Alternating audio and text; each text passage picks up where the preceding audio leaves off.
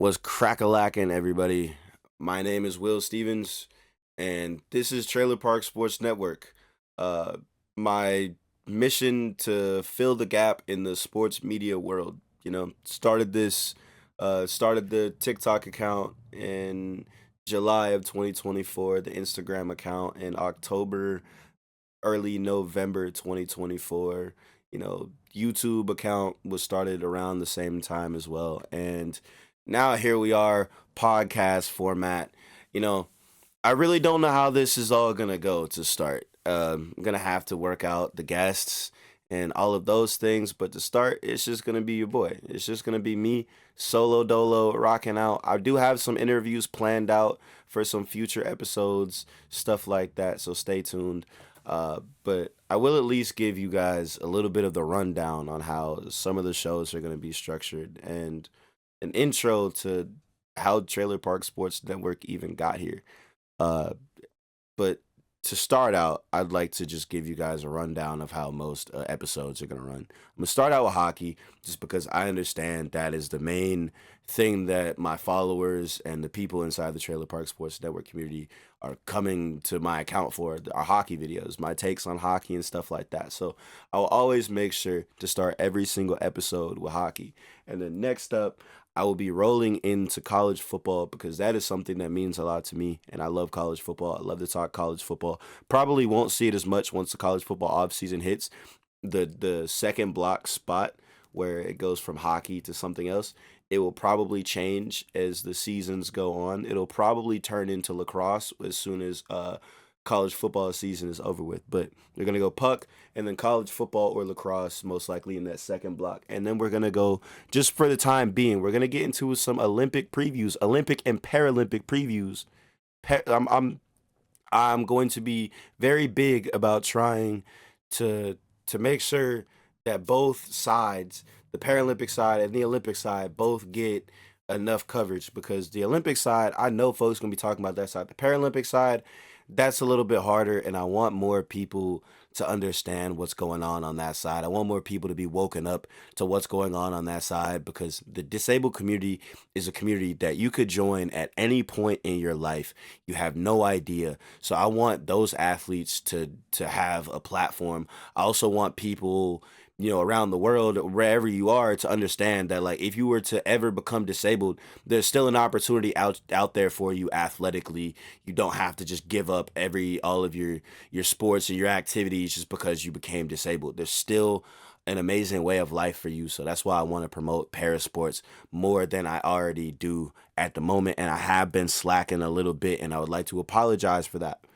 Um, and then we're going to roll into block four, which will be your niche sports. And from there, that's probably where the episode gets a little wonky because it is going to go from, somewhat niche, sports like, cricket, that's not super niche, all the way into things like Pesa Paulo and handball and and Sepak Takraw or tech ball, which is a derivative. A variation is probably the word I'm looking for. A variation of Sepak Takraw, which is essentially foot volleyball. If you have no idea what Sepak Takraw is, and you're about to pull out your phone and look up what Sepak Takraw is, it is essentially just foot volleyball. Uh, but that's probably how the episodes are going to be structured to start. I feel like that's a solid way to just, base all of my episodes.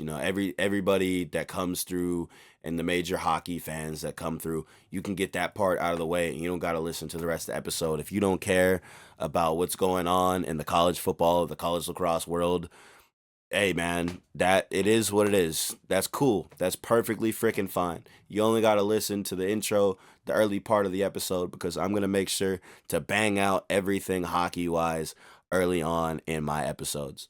Um, Next up for you guys, I would like to get in to the origins of Trailer Park Sports Network because I have told the story a lot on how we got here, but I want to go a little bit further in depth. I want to take it back. I want to take it all the way back to the jump. When I was 6 years old, I remember I was sitting there. It was whenever I first started playing football, and it was like around the time the season had like ended. I'm about to turn 7. I'm close to turning 7, and I'm having a conversation with my parents, and we're just talking about sports, and I like at that point I love sports. Like sports is all I really know at that point. Like sports are essentially the only thing that I truly know at that point. I've been playing soccer, been playing basketball. I was swimming at that point. Just finished my first year of football, t-ball, all of like I was also actually learning. I was doing gymnastics a little bit too, so like sports where it was one of those I just loved them. Like I truly did. I had an immense amount of love for them. So I told my mom, like, one day I'm gonna find a way to like do something in sports. I'm gonna change the world with sports somehow. I don't know how I'm gonna do it. I'm gonna change the world with sports. And she kind of chuckled it off and was like, yeah, William, you're gonna do such great things one day. I know. And flash forward, I'm 19 years old, about to turn 20. It's my sophomore year of college. I was playing college football at Missouri Valley College, and I was ineligible for my sophomore year.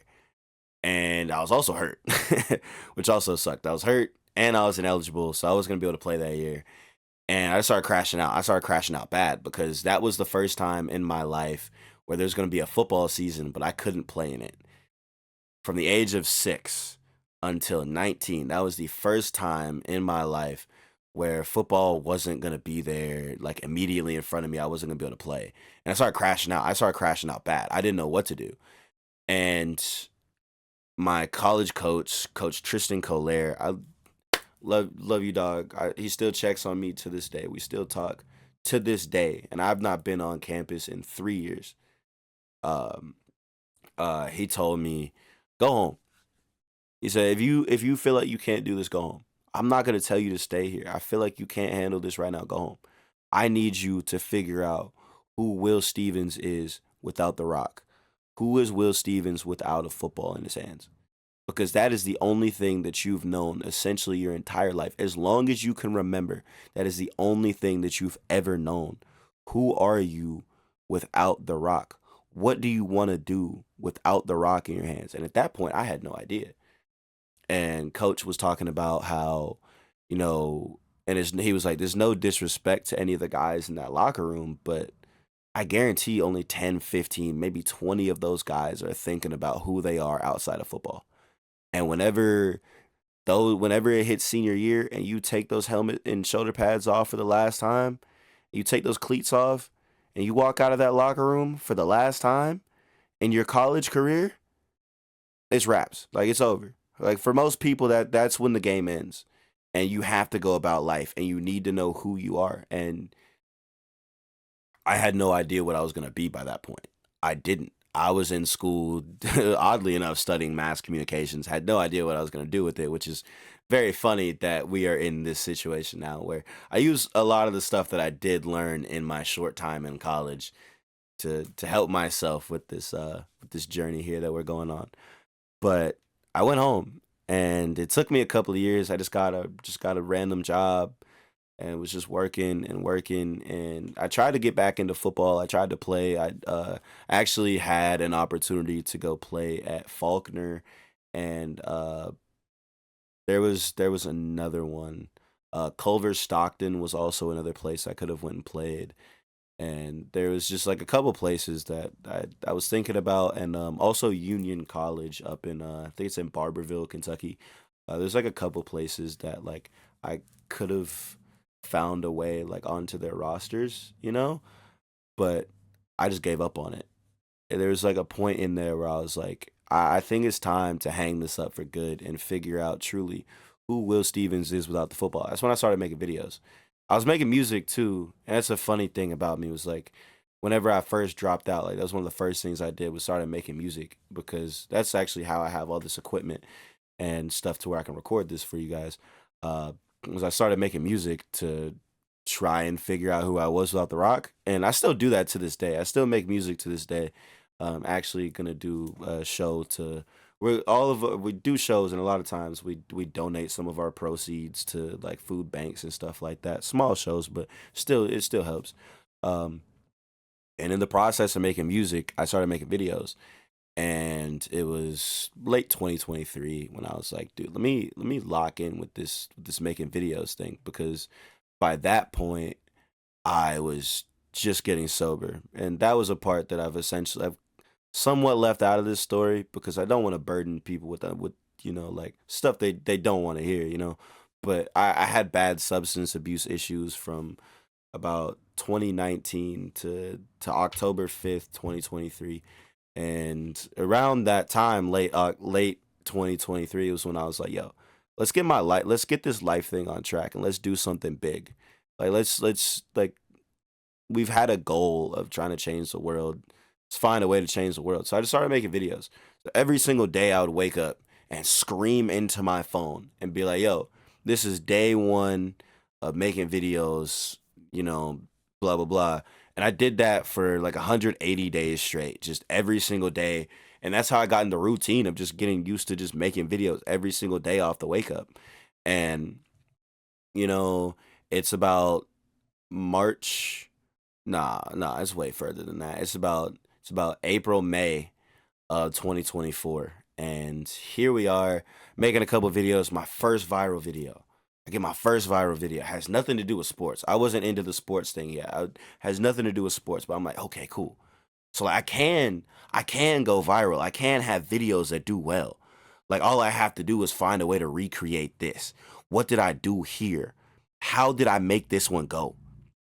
And then from there, I just kept trying to recreate that lightning in a bottle. That whatever I did right there, I have to do it again. And I did it a couple more times. I did it a couple more times, and then boom, out of nowhere, I get fired from my job. I had a situation with another coworker, and we both got canned, and that was super unfortunate because I had just got a promotion, and it really hurt. Like that honestly really hurt the soul because I was like, dude, like I just finally got something good going in this life thing, and what is this, man? And then I just woke up one day and told myself, Will, your old life falls apart for your new life to fall into place. You just have to be patient, have faith, and the man upstairs got you. Trust me. Just have faith. The man upstairs got you. And a couple weeks go by. I still can't find a job. I'm still making videos, and I make a video calling out this one creator named Rico Knows because he made a video about a former Alabama player that I was very fond of, Kyrie Jackson, who had passed away in a car accident by he got hit by a drunk driver, and he made a video just like, trashing the kid, absolutely thrashing him, just like, I told you he had character issues. This is why, this is why certain dudes don't go far because they have character issues, and that's why he died. Because I told you I was right. I knew there was something wrong with him. I knew this and that, and I was like, yo, man, like somebody passed away, and your first instinct is to take a victory lap to say that you were right about this guy. When turns out you weren't even right in the first place. They got hit. They weren't out doing something crazy. He was back home, got hit by a drunk driver. Everybody in the car passed away. Everybody in the car passed away. You didn't take a second, and then doubled down by saying, I don't offer condolences. That's not what I do. That's just not what I do. Why would I offer condolences to some random person? So I made a video like, yo, man, like, why would you make a video saying that? Like, that's crazy. And that video kind of took off. And I was like, okay, that video's doing well. And then he saw it and let the comment on my video and said, your trailer screams a life of karma, but keep going. He says something about keep going. One day you'll achieve your dreams, young grasshopper. Or you one day, he said, keep going. One day you'll achieve your dreams, but until then you're a grasshopper. And that lit a I'm trying to keep it a little clean here, but that lit a fucking fire in me. That shit right there lit a fucking fire in me. I wasn't happy about it. I was not happy about it. My trailer screams a life of fucking what? So I made a video replying to him by saying, hey man, I'm 22 years old and I've got a place to stay.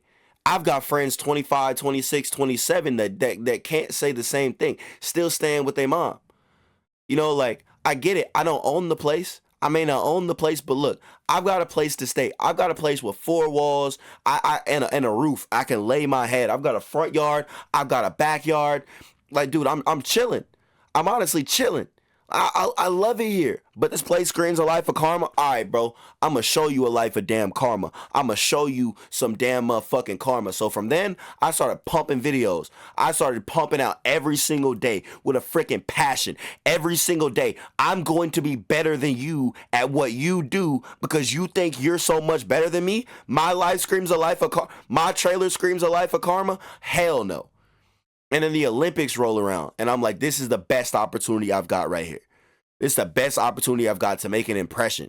Because at that point, I was still making videos just willy-nilly. I was like, dude, the sports thing. I love sports. I know sports. The Olympics, let's do this thing. So I started out by covering swimming, and those videos started doing well. So then I started doing recaps of the entire day, of the entire Olympic day. I was up at 1 a.m. to where I could report live on what was going on in the Olympics before, NBC and all those other outlets had even posted about it, before anybody else was even awake, before their workers were even up doing anything. I already had 5-6 posts out. Boom. I went from 1,100 followers at the start of the Olympics to 15,000 the day the Olympics ended.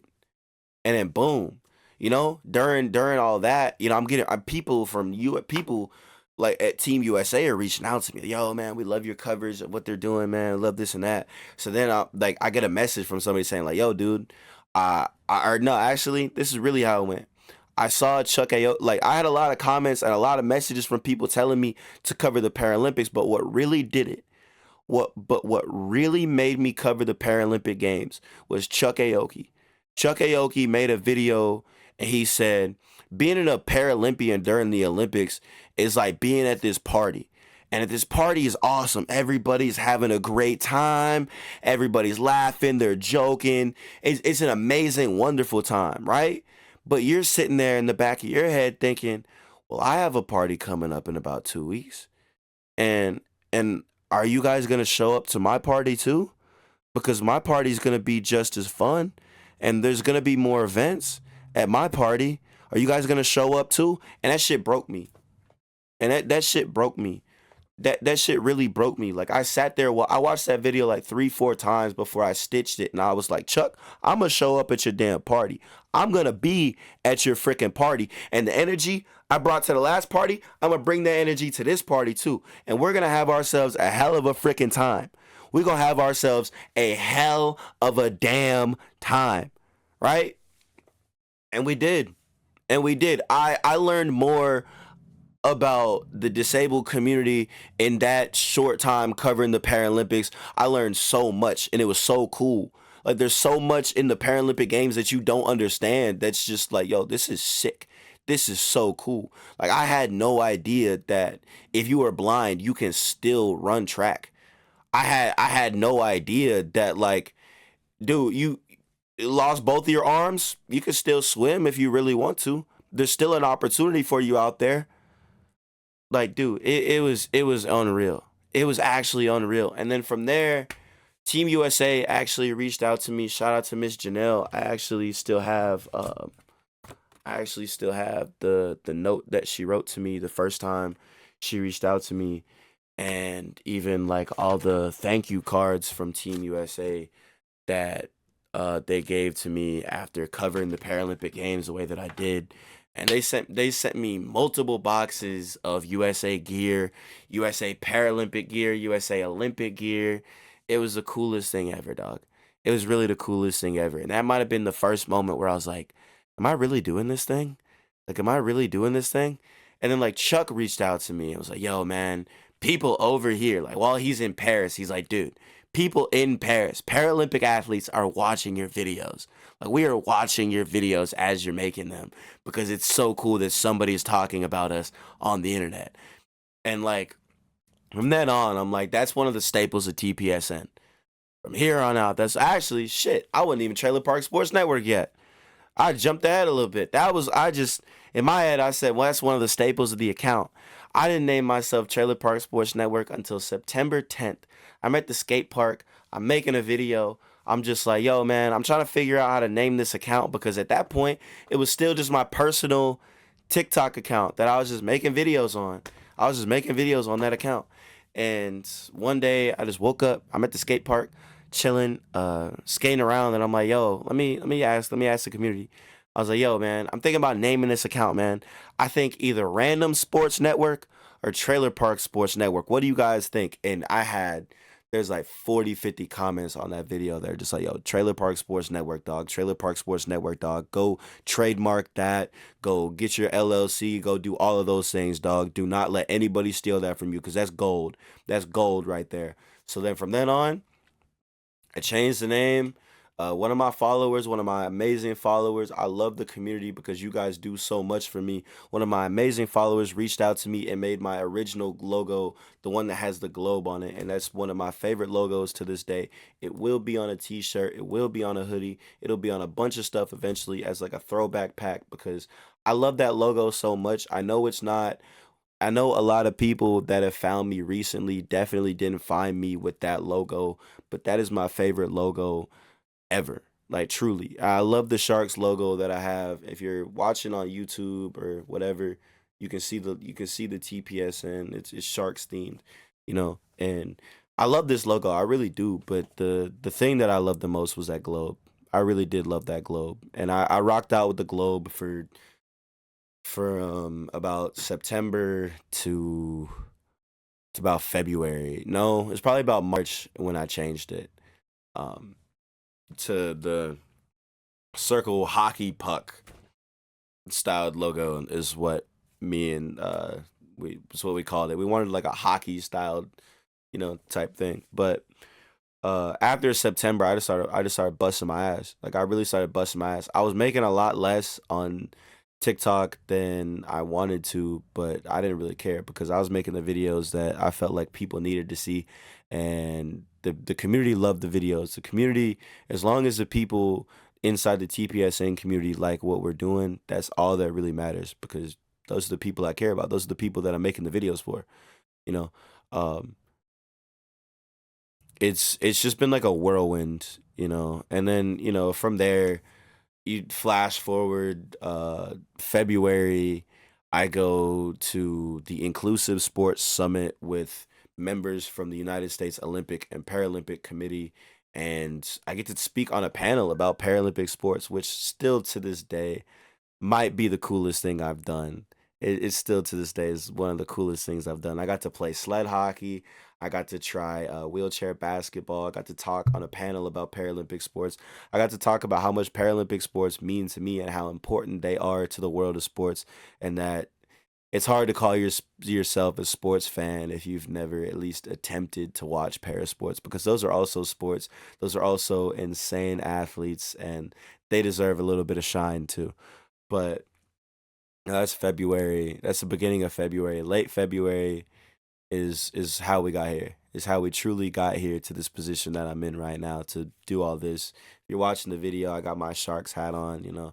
I got the Warrior box behind me. I've got the I just hope Trailer Park Sports Network has fun flag behind me, and that's how we got here because that's when Four Nations hit, and when Four Nations hit, I was kind of in a dead period because at that point I had just quit my job. I got another job in around December and I worked that job till February. When I got back from the United States Olympic and Paralympic Committee's headquarters and the training facility and everything, I got to tour the training facility and all this stuff, talk to all these amazing people. I was like, how do I go back to doing a regular job after that? Like I need time to make something happen. I have some money in the bank right now. I know I've got this much on the way because of these things I've done. I gotta take a risk. I gotta take a risk and make something happen. And right when I said I need to take a risk and make something happen, that's when the sport of hockey just fell into my lap and just got shown to me. And I was like, dude, this is the craziest thing I've ever seen. They're skating around at freaking 22 miles an hour on ice, stopping on a freaking dime. They got a stick They got a stick that they got to use to handle the puck. It's not like basketball where it's like I can use my hands, or football I can use my hands. Like you this is attached to something. And as a big lacrosse guy, I could see the crossover. I could see the crossover with some of the movements and some of the stuff that was happening, especially on the power play, moving like trying to tic tac toe, move the puck around a lot. I was like, dude, this thing's awesome. This thing's freaking awesome. 9 seconds into Four Nations, I was like, yeah, I'm dialed. I'm locked. I'm here. I'm watching this thing. I'm watching this, dog. And I made the video where I was like, yo, hockey fans, I'm all in. I'm bought in. I'm here. I love this thing. This thing that you guys have, I love it. And that's when, PK reposted my video, and Hey Barber was in my comments, and this person and that person, and the Dallas Stars were in my comments. The San Jose Sharks were commenting on post Sharky, and it was just like out of nowhere.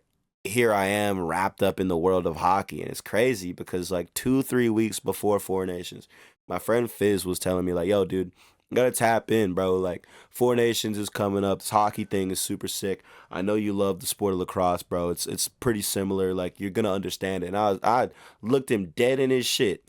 I looked him dead in his shit and said, "I don't give a fuck about some hockey. I don't give a fuck about no hockey. Black people don't play hockey. I don't give a fuck about hockey." And obviously, it's funny because here we are now. I have a hockey themed shirt like that is going a hockey themed logo on a shirt for Trailer Park Sports Network. And like that's just mind boggling to me that that's where we are now. Like that is where we are with TPSN, and that's how far we went. And it's just beautiful to me that you know I didn't want to watch.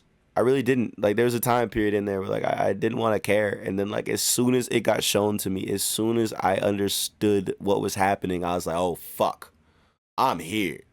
I'm here and I'm not going fricking anywhere. And then I go on the hockey fan journey of trying to pick a team, ended up with the San Jose Sharks and did the whole process. And before you fricking know it, I'm at playoff games. I got to go to Canes Devils game 1 on Easter Sunday. It was beautiful to watch the Devils lose on Easter Sunday. I tell you, it was freaking like poetic to watch the Devils lose on Easter Sunday. And then I got to go watch McDrysidle. I got to watch McDavid and Drysidle in LA that same week. LA Kings, uh, Edmonton Oilers, game 2. That was unreal because I met frickin' Marshawn Lynch, Joe Alt, the Chris Henry, or no, not Chris Henry, David Henry, the older brother, Justin from Wizards of Waverly Place. That and like that's crazy to say, but like that show holds a special place in my heart. That show holds a special place in my heart, man. And then like Najee Harris, Roll Tide, baby, Roll frickin' Tide. And it was just an experience. They wanted me. They like here's the thing I haven't talked about. They wanted me to do the go Kings go like bang the drum. I was too scared. I'm not gonna lie. I punked out. I for sure punked out because I was scared that if I lost the rhythm, I'd become a meme for the rest of the TPSN days and I would be screwed. But we did it. We did the damn thing. Uh, we took that trip. That was super cool.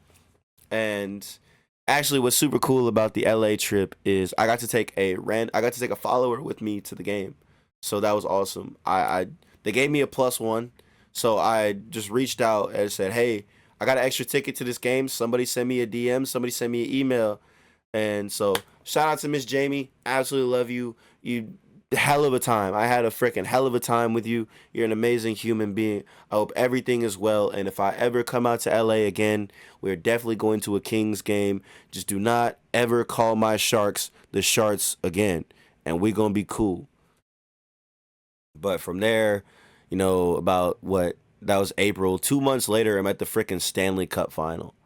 Meeting Wayne Gretzky and Paul Bissonnette, that boy Biz, Joe Roth, Swaggy P, Coach Chippy, like all these people in the hockey world, and I'm just like, I just got here, man, and I'm up here like rubbing elbows with these dudes that are like major names in this world, in this realm, and it's just so sick to me. It's just beautiful, and It's been a hell of a journey, and then now I've got the connection with like the PLL. I got to go to PLL events all summer.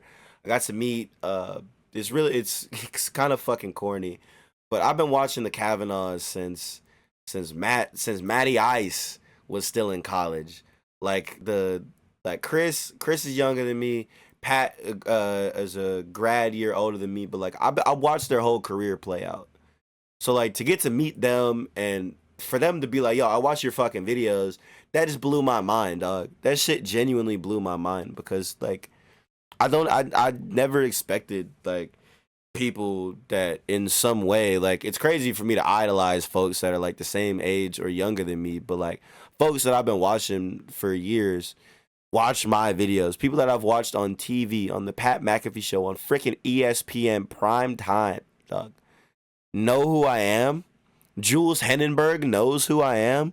Kyle Harrison knows who I am. Like, I never really talk about it because like it's embarrassing as hell to me because I never ended up playing like organized lacrosse. But I used to want to be Kyle Harrison. There's a time period I used to run around the freaking backyard with a stick and a tennis ball trying to split dodge and be just like him, knowing damn well I was never gonna play because I was already playing baseball and it's at the same time knowing I was never gonna play because I couldn't play fall ball because of football.